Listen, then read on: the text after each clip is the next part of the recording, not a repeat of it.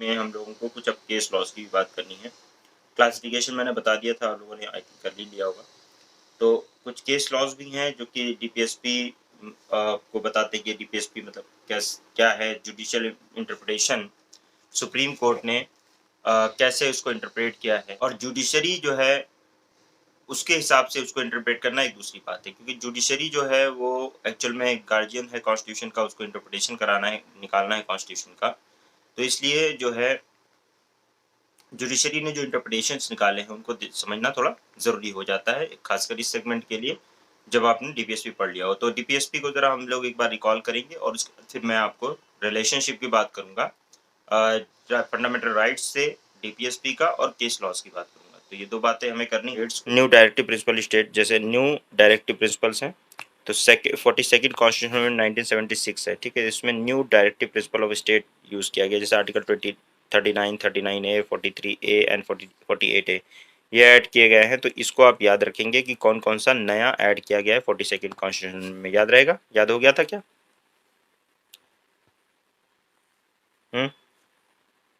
बोलो। एक subject matter add किया गया इसमें, फिर 44th कॉन्स्टिट्यूशन में आर्टिकल 38 का। उसके अलावा 86 कॉन्स्टिट्यूशन अमेंडमेंट 2002 के अंदर जो है सब्जेक्ट मैटर चेंज किया गया आर्टिकल 45 का। और इस आर्टिकल 21 के अंदर जो उसमें डाला गया ना राइट टू एजुकेशन को, तब मतलब एजुकेशन वाले पार्ट को कि 6 से लेकर 14 साल को फ्री एंड कंपलसरी एजुकेशन दिया जाएगा, तो यहाँ भी चेंज किया गया था, मैंने बताया था आपको।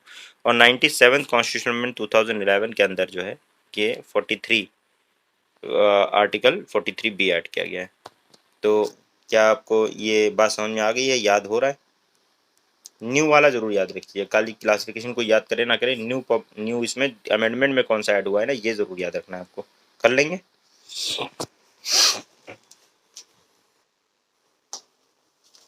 कोई दिक्कत?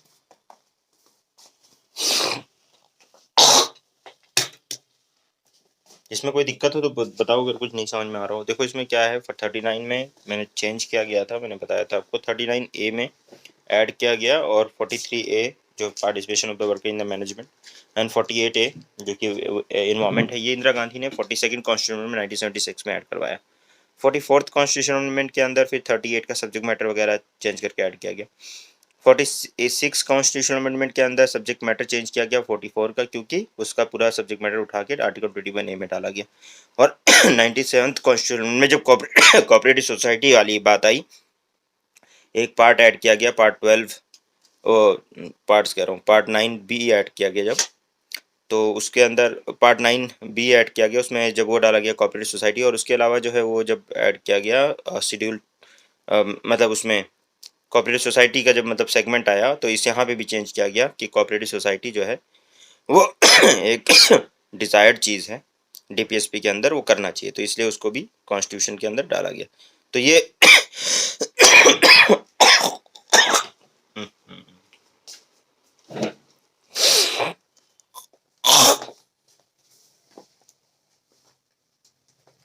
अब ये केसेस हैं। अब आप मुझसे ये कहो, पूछो कि सर हमारी बुक में तो केसेस दे नहीं रखे हैं ये, तो फिर आप ये केस क्यों लिखवा रहे हो? पूछो। क्योंकि आपकी बुक में तो नहीं केस दे रखे ना। Directive principle of state policy in the light of case law मैंने लिखा हुआ है, तो मैं आपकी बुक में केस दे रखे हैं क्या?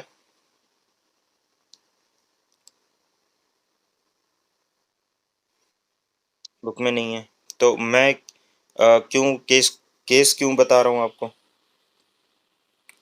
क्योंकि देखो ऐसा है कि सुप्रीम कोर्ट ने डीपीएसपी को कैसे समझा है, वो उसको क्या कितनी अहमियत देता है, वो क्या होता है, वो सुप्रीम कोर्ट की ही इंटरप्रिटेशन से हमें समझ में आएगा।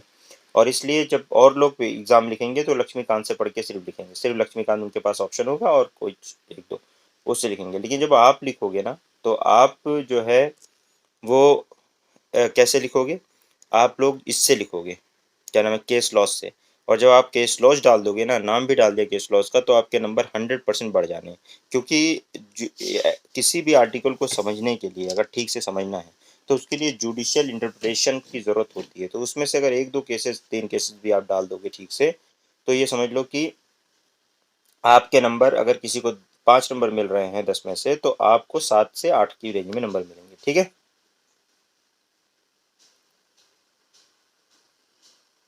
ओके, तो इसलिए अहमियत समझ में आई होगी। तो अब in directive principle of state policy में देखिए, एक Randhir Singh versus union of India वाला केस है, ये Randhir Singh versus union of India, इसमें 1982 का केस है। और ये एससी जो ये लिखा रहता है ना, SC 879, ये इसको साइटेशन बोलते हैं। ये जो साइटेशन है ये सुप्रीम कोर्ट रिकॉर्ड बोला जाता है, कि सुप्रीम कोर्ट या ऑल इंडिया रिकॉर्ड। तो ऑल इंडिया रिकॉर्ड जो होता है, ऑल इंडिया रिकॉर्ड 1982 और 1982 में दर्ज किया गया है AIR। और SC 879 जो है ये वहाँ का सुप्रीम कोर्ट का केस नंबर है वहाँ उस साल का।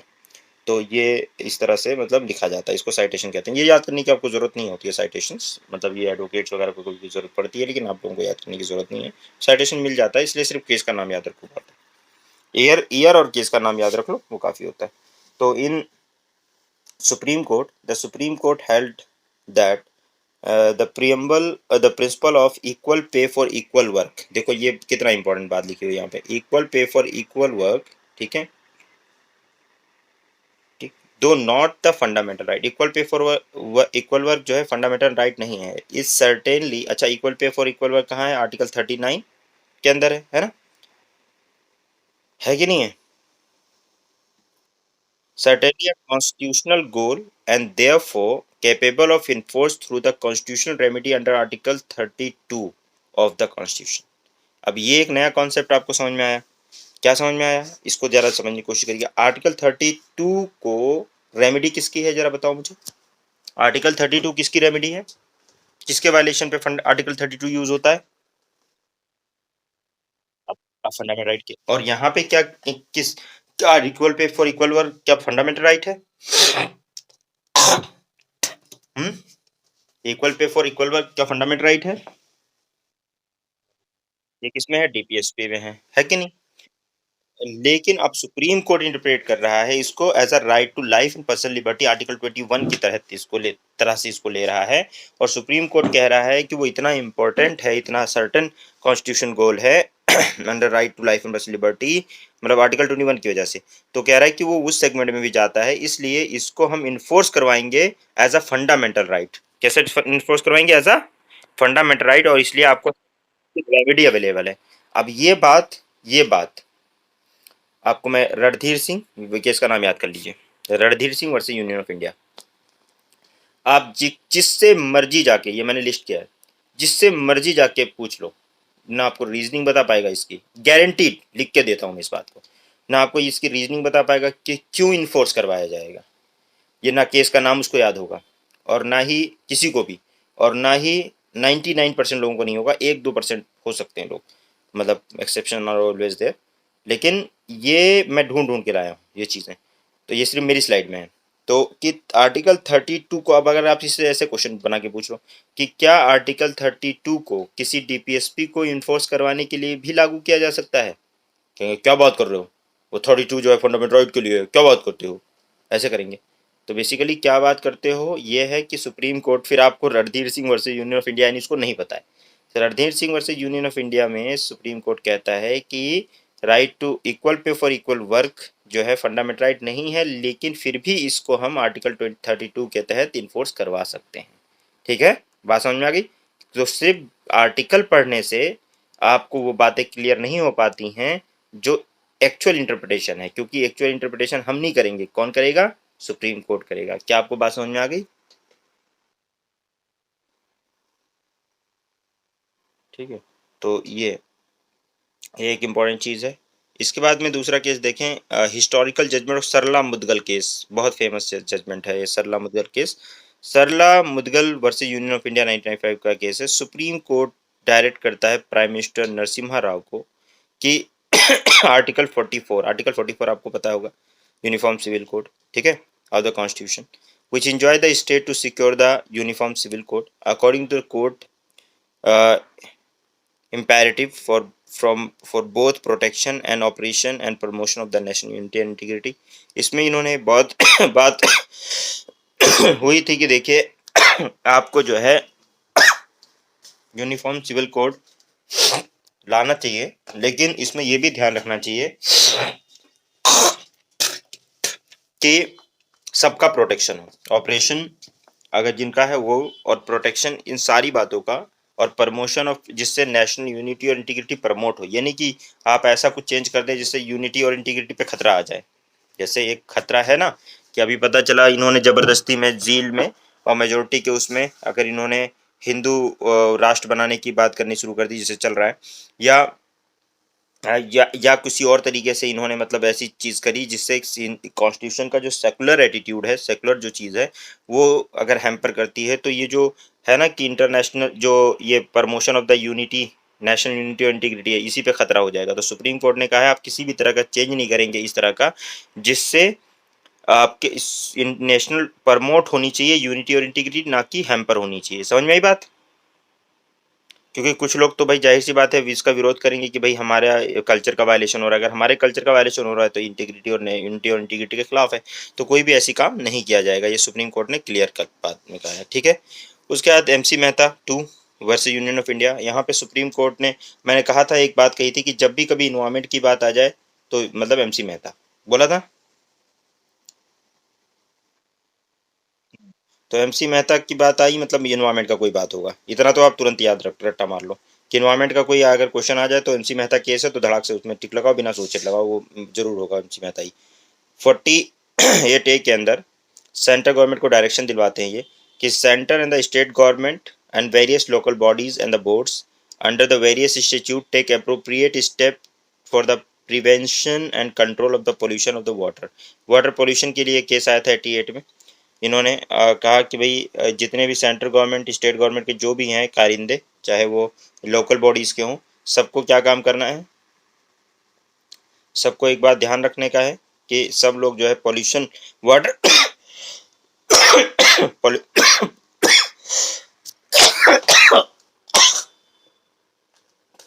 तो कुछ ज़्यादा ही खांसी आ रही है, ऊपर से कुछ खा भी नहीं सकता हूँ कि खांसी रोको। तो अप्रोप्रिएट स्टेप लेगा ये for the prevention and the control of the pollution of water. Water pollution के लिए अप्रोप्रिएट एक्शन लेने के लिए कहा है किसमें, एमसी मेहता में, ठीक है ना, वाटर पोल्यूशन के लिए। तो ये भी मतलब एक केस है। तो 3 केसेस मैंने यहाँ पे लिस्ट किए हैं, जिससे मतलब ये क्या होगा ना, ये आपकी वैल्यू एडिशन कर देगा आपके आंसर में। आपने पूरा आर्टिकल याद कर लिया, क्लासिफिकेशन पढ़ लिया, उसके बाद फिर आपने जब ये लिखा तो आपको बहुत वैल्यू एडिशन हो जाएगा। समझ में आ गई बात? है। और इस तरह से नहीं है कि रिलेशनशिप बता रहा हूँ डायरेक्टिव प्रिंसिपल और फंडामेंटल राइट के बारे में, क्योंकि यूपीएससी ने कई बार इस पे क्वेश्चन पूछे हुए हैं और लिंक करके चीज़ों को पूछता है, तो इसलिए ये मैंने करा है। Relation between the directive principle of state policy and fundamental right. तो the relation between directive principle and fundamental rights, directive principle differ from the fundamental right in certain respects. क्या क्या रिस्पेक्ट में? देखो, डायरेक्टिव प्रिंसिपल नॉन जस्टिसिएबल है, आपको मैंने बताया, and cannot be enforced by the court. They are declaratory, while fundamental right are justiciable, है ना, and can be enforced by the court। ये मैंने बताया आप लोगों को कि भाई फंडामेंटल राइट जो हैं दे आर जो है ये नॉन जस्टिसिएबल हैं जीपीएसपी, और इसलिए इन्फोर्सबल नहीं है कोर्ट के लॉ के द्वारा, जबकि फंडामेंटल राइट जो है जस्टिसिएबल है और can be enforce by the court. They are mandatory, ये क्या है, मैंडेटरी है। Directive principle of state policy are instrument of instruction to the government and they contain positive comment of the state, promotion of social or welfare of state. The fundamental right are limitation upon the state action. They contain negative injunction to the state not to do certain things. Article 41 and Article 14 and 21 are negatively worded। तो यहाँ पे बात समझ में आती है कि fundamental right जो है वो नेगेटिवली वर्डेड है, यानी कि मतलब पॉजिटिव वर्डिंग नहीं है उनकी, उनको स्टेट को रोकते हैं बहुत सारी चीज़ें करने से। फंडामेंटल राइट का ये सीन है। और डीपीएसपी डायरेक्टिव्स होते हैं करने के लिए, और डीपीएसपी एक तरह से पॉजिटिव राइट है और जो फंडामेंटल राइट है वो नेगेटिव राइट है। और डीपीएसपी नॉन इन्फोर्सेबल है लेकिन फंडामेंटल राइट आर इन्फोर्सेबल। तो ये कंपैरिजन समझ में आया? आसान आसान सी चीज़ है। उसके बाद unlike the fundamental right the directives are required to be implemented by legislation.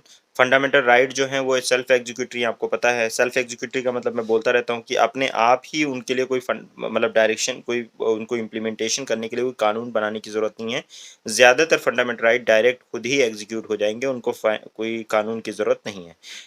पड़ती है तो पार्लियामेंट बना लेगा, लेकिन जो डीपीएसपी है उसको इम्प्लीमेंट करने के लिए लेजिस्लेशन, कानून की ज़रूरत पड़ती है, कोई कानून बनाना पड़ता है। जैसे बोला नहीं, आर्टिकल 44 को इम्प्लीमेंट करने का कानून बनाओ, आर्टिकल जो है 48A को इम्प्लीमेंट करने के लिए कानून बनाओ, जैसे इन्वायरमेंट प्रोटेक्शन एक्ट 1986 आया।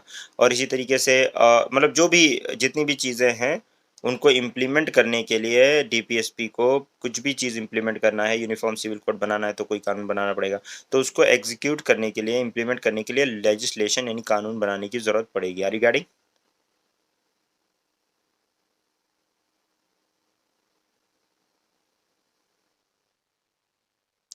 तो the court cannot declare as void any law which is otherwise valid on the ground it is contravention of any of the directives। तो यहाँ पे ये है कि अगर कोई लॉ वैलिड है तो वो इस पर की बिना पर, ठीक है, इस बिना पर उसको इनवैलिड नहीं कह सकते कि ये directive principle of state policy से टकरा रहा है।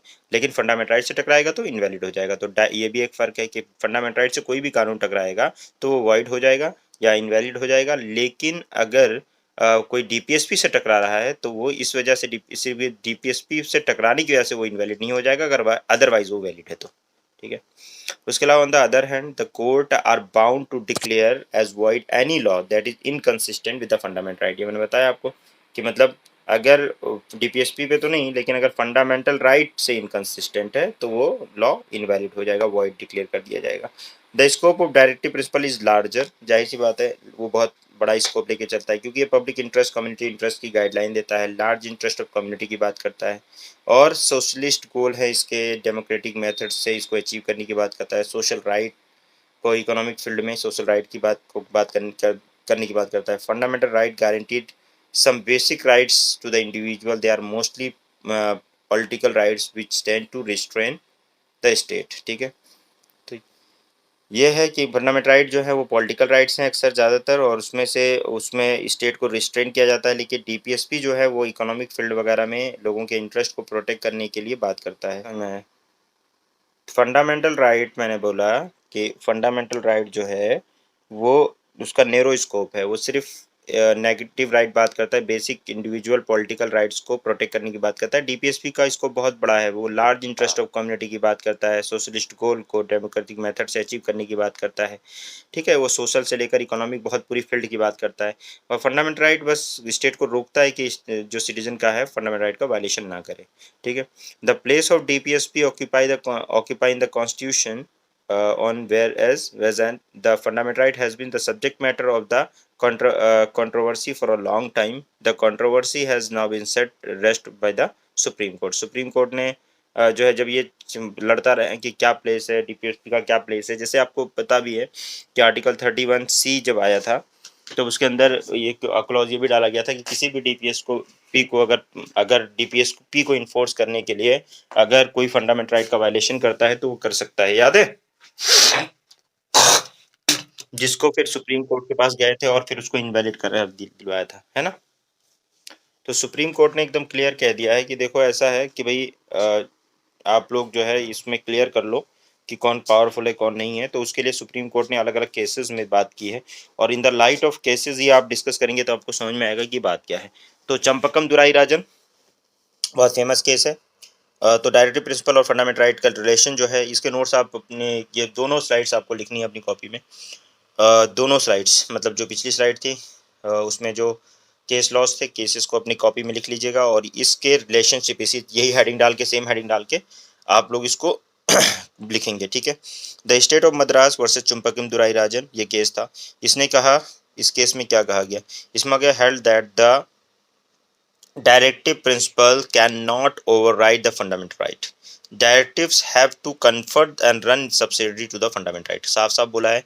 अगर आपसे कोई बोले कि डीपीएसपी ज़्यादा पावरफुल है, बोलो चंपकम दुराई राजन में, state of Madras versus Champakam Dorai Rajan case में सुप्रीम कोर्ट कहता है कि डीपीएसपी जो है वो सब्सिडरी है। क्या है? सब्सिडरी है, वो फंडामेंट राइट का, उसको सब्सिडी मतलब साइड में चलने वाला है, साइड हीरो है, वो उसके ओवर रूल और ओवरराइड नहीं कर सकता है। ठीक है, तो आप ध्यान रखिए, DPSP is the side hero और मेन हीरो कौन है?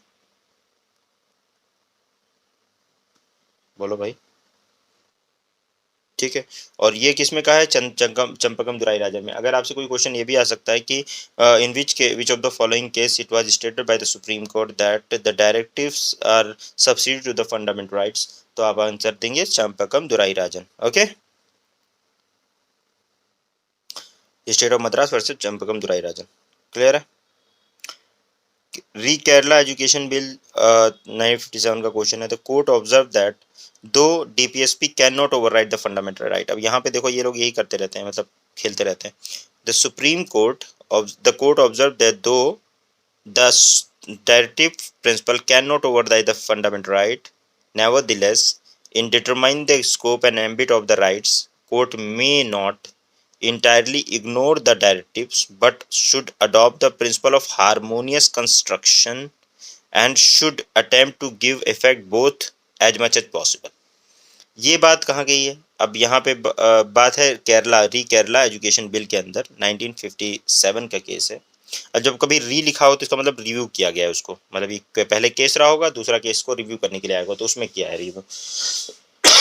जैसे री बेरूबरी, तो मतलब रिव्यू केस है, सुप्रीम कोर्ट में रिव्यू पिटीशन फाइल कर देते हैं लोग कि भाई रिव्यू करो, ये बात आपकी सही थी कि गलत थी। ठीक है ना? तो ये जो है, इसमें री Kerala versus union education bill के अंदर सुप्रीम कोर्ट कहता है कि देखिए, वैसे तो डायरेक्टली आप ये नहीं है कि सिर्फ फंडामेंटल राइट चिल्लाएंगे, डीपीएसपी को इम्प्लीमेंट नहीं करने देंगे, ऐसा आप नहीं कर सकते। आप डीपीएसपी को भी आप लेकर चलेंगे और फंडामेंटल राइट को भी चलेंगे, साथ साथ में जब तक चल सकते हैं तब तक उनको हारमोनियस कंस्ट्रक्शन, ये वर्ड याद रखिएगा, उनके बीच में हारमोनियस कंस्ट्रक्शन निकालना है। हारमोनियस कंस्ट्रक्शन मतलब होता है कि किसी को भी वायलेट नहीं करना है, दोनों की बात सुनने की कोशिश करनी है।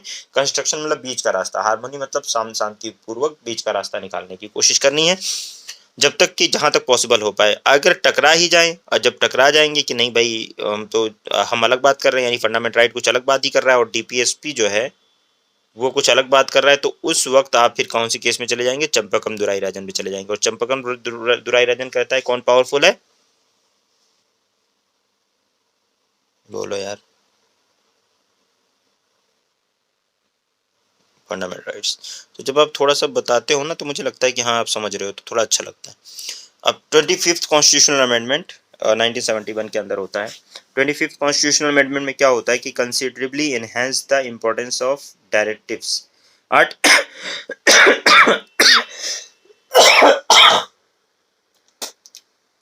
क्यों? क्योंकि आर्टिकल 31C ऐड किया जाता है। आर्टिकल 31C ऐड करता है और वो कहता है that law for implementing directive contain in article 39B and C could not be struck down on the ground of contravention of the article 19, 14 and 31, 14, 19 and 31।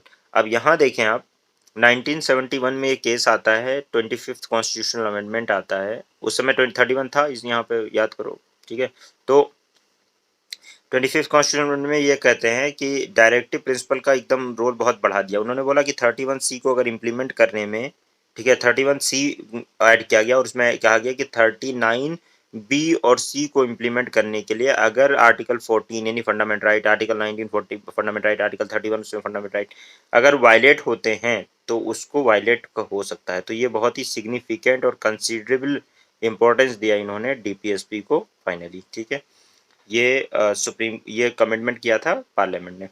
42nd constitution में 1976 में इन्होंने और ज़्यादा इसको बढ़ाया, मतलब और भी ज़्यादा बोला कि ये, इसने बोला कि सारे के सारे directive, all directive principle 42nd constitution में 97, इंदिरा गांधी ऐसी करती थी। उन्होंने बोला कि अगर डीपीएसपी में इंप्लीमेंट कर रही हूँ और सारे फंडामेंटल राइट अगर वायलेट हो रहे हैं 14, 19 और 31, कुछ भी मतलब इन तीनों में से, मतलब मैं इंप्लीमेंट करवा रही हूँ क्या? फंडामेंटल राइट, उनका कहना था। और उसमें अगर इनमें से वो डीपीएसपी में इंप्लीमेंट करवा रही हूँ और डीपीएसपी इंप्लीमेंट करवाते हुए अगर इनमें से कोई भी राइट डिस्टर्ब हो जाता है, ठीक है, कोई भी राइट, क्या हो रहा है भाई, सीधा राइट जो है वायलेट हो जाता है आर्टिकल 41, 19 और 31 का, तो वो कोई बात नहीं, हो जाने दो। लेकिन इसको सुप्रीम कोर्ट ने ओवर रूल कर दिया था, इसको बोला था ये जो है सही नहीं है, मेरा ओवर रूल नहीं, मतलब इसको बोला था अनकॉन्स्टिट्यूशनल है, ये सही नहीं है।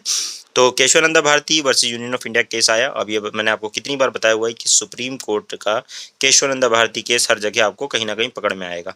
तो court observe that the fundamental right and directive principle of state policy are meant to supplement, ठीक है, one another.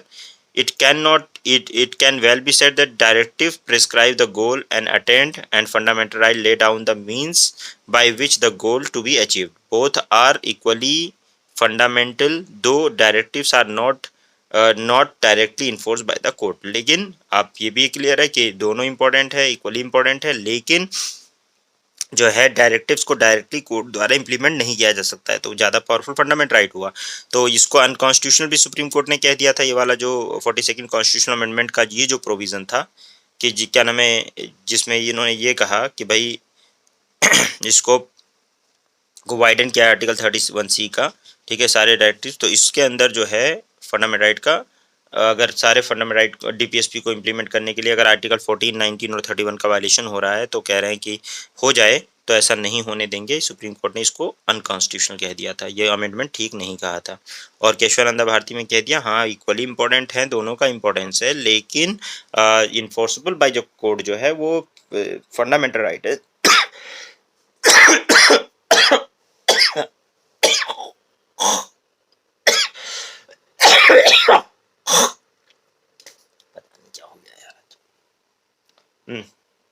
Enforceable bye the court जो है वो फंडामेंटल राइट है, ना कि डीपीएसपी, ठीक है।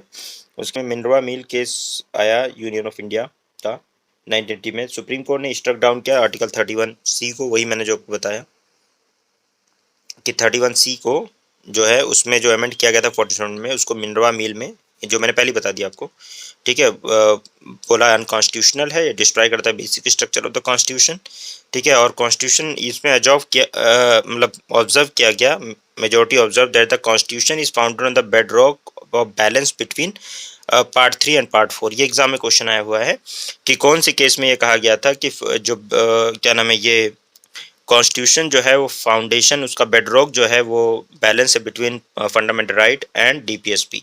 ये कौन से केस में कहा गया था? आंसर था मिनरवा मिल केस में। मिनरवा मिल में कहा गया था कि एक बेडरॉक पे जिस पे ये रुका हुआ है, वो दो बेडरॉक जो है जिस पे ये पूरा मतलब कॉन्स्टिट्यूशन रुका हुआ है, एक फंडामेंटल राइट है और एक डीपी है, ठीक है।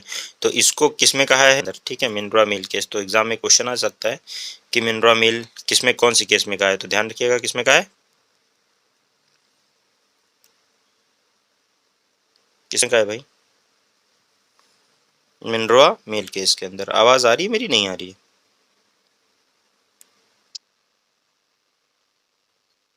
आवाज ब्रेक हुई है तो बताना चाहिए ना।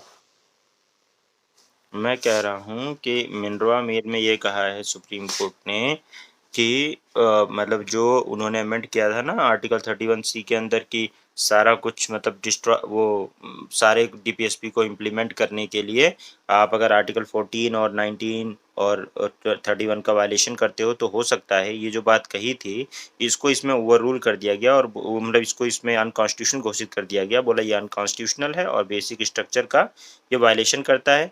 और साथ में ये बोला कि जो कॉन्स्टिट्यूशन है वो बेड रॉक पे बैलेंस, बेड रॉक है उस पर मतलब बैलेंस करके बैठा हुआ है दोनों पे, यानी फंडामेंटल राइट पे, ठीक है, एफआर पे फंडामेंटल राइट और डीपीएसपी के बीच में बैलेंस बिठाकर जो है, ठीक है, डीपीएसपी के बीच में बैलेंस बिठाकर कौन बैठा हुआ है, कौन बैठा हुआ है?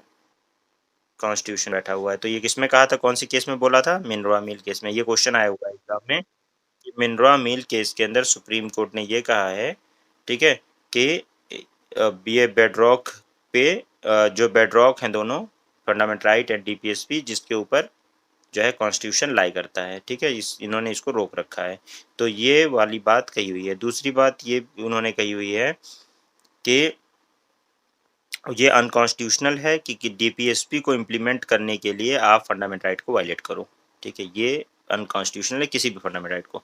मतलब वही 39B और C एक्सेप्शन में डाल दिया। To give absolute primacy to one over the other is to disturb the harmony. उसने बोला ना कि ये दोनों बेड रॉक हैं, अगर आपने किसी को भी प्राइवेसी दी एक के ऊपर दूसरे को ज़्यादा, ठीक है, एब्सल्यूट, तो हार्मनी कॉन्स्टिट्यूशन की डिस्टर्ब हो जाएगी, बेसिक स्ट्रक्चर डिस्टर्ब हो जाएगा, ठीक है। और पार्ट 4 जो है, बोला कि part 4 has to achieve without the, और पार्ट 4 को अगर आपको अचीव करना है ना तो करो, लेकिन आप पार्ट 3 का वायलेशन एब्रोगेशन नहीं करोगे। मतलब आपको पार्ट 4 पे काम करना है, आप करो, आपको मना थोड़ी ना है, लेकिन आप ये थोड़ी ना है कि आप हमेशा फंडामेंटल राइट वायलेट करके ही पार्ट 4 को इम्प्लीमेंट करोगे, कुछ बीच का रास्ता निकाल के करो। Are you getting?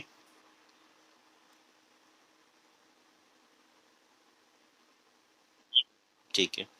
The court held that the amendment under Article 31C is valid, that can be, that does not destroy the basic structure, यानी 30, वही बात जो 39B और C वाले को बोला कि ठीक है, क्योंकि वेलफेयर ऑफ द पीपल का है और आर्टिकल 19 और 14 का वायलेशन नहीं माना जाएगा इससे, अगर इसको कर रहे हैं। लेकिन इसका मतलब ये नहीं है कि सारे फंडामेंटल राइट सारे डीपीएसपी पे आप इम्प्लीमेंट करोगे, सिर्फ दो पे बोल दिया उन्होंने एक्सेप्शन के तौर पे 31C के अंदर, ठीक है।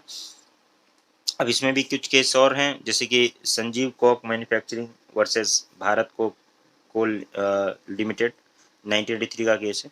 इसमें कहता है सुप्रीम कोर्ट एक्सप्रेस करता है doubt on the validity of the decision of Minerva mill के केस पे डाउट उठाता है इसमें। It held that the amendment of article 31C is valid, the extension of the constitutional immunity for the other DPSP does not destroy the basic structure, ठीक है।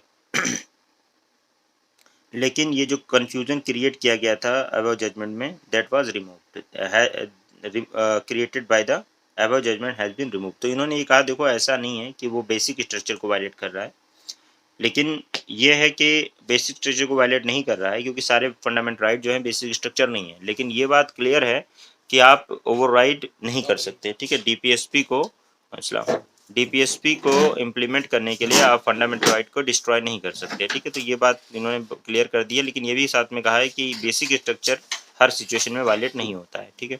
उसके अलावा state of Tamil Nadu versus Abu Kabir by case है, ठीक है। अभी कबीर भाई, ये इसमें 5 जजेस का बेंच बैठा था, that held that though the DPSP are not enforceable yet the court should make, enforceable नहीं है, रियल अटेम्प्ट, ठीक है, रियल अटेम्प्ट करना, कोर्ट को क्या करना है, रियल अटेम्प्ट करना है, real attempt at harmonious and reconciling the directive principle of the, क्या है, directives and the right of any conclusion between the two should be avoided, ठीक है। Collision between the two should be avoided as far as possible.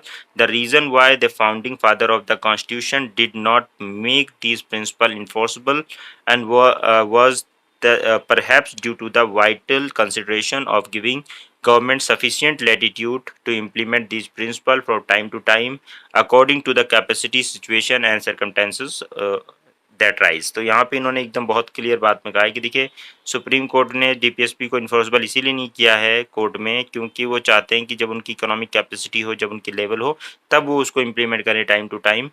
तो इसको conciliation में वही बोला कि कोशिश ये करनी चाहिए कि डीपीएसपी और फंडामेंटल राइट को हारमोनियस तरीके से होना चाहिए, लेके चलना चाहिए। एक बात तो इन्होंने ये कही। दूसरी उन्होंने ये कही कि डायरेक्टिव प्रिंसिपल और राइट्स टकराए नहीं, कॉलिजन नहीं होना चाहिए।